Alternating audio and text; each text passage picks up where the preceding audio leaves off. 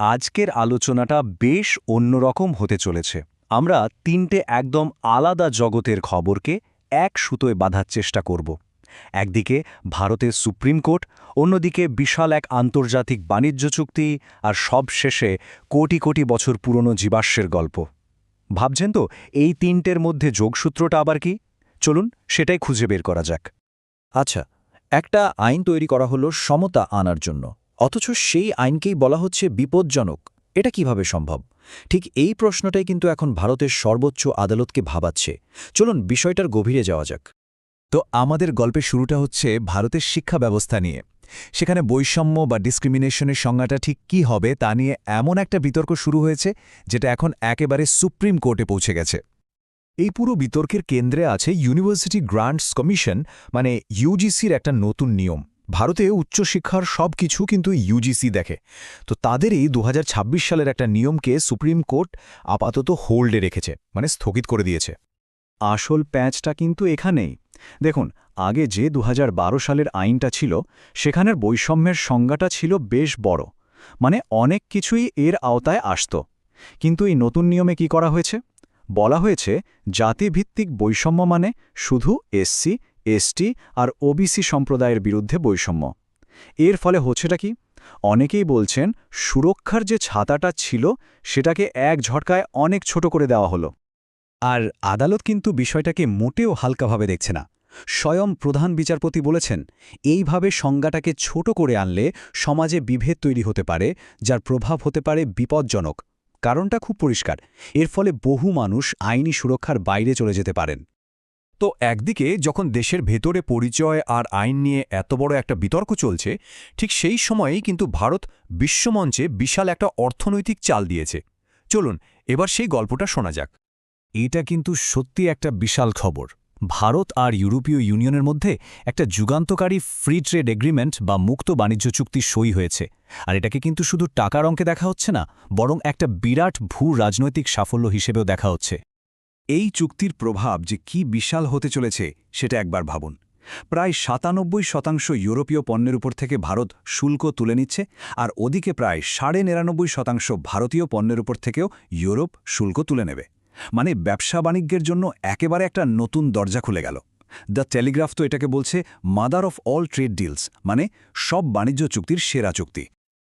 আচ্ছা, এত বড় একটা আন্তর্জাতিক চুক্তি হলো, কিন্তু দেশের অর্থনীতির ভেতরের ছবিটা ঠিক কী বলছে?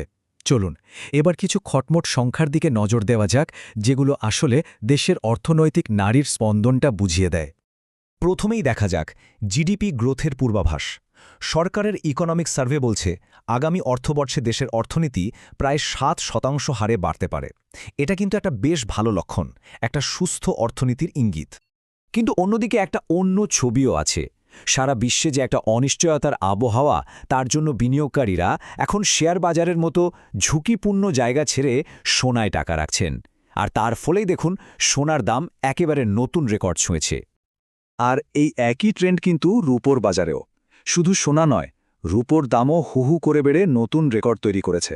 কারণ সেই একটাই, বিশ্বজোড়া অনিশ্চয়তা।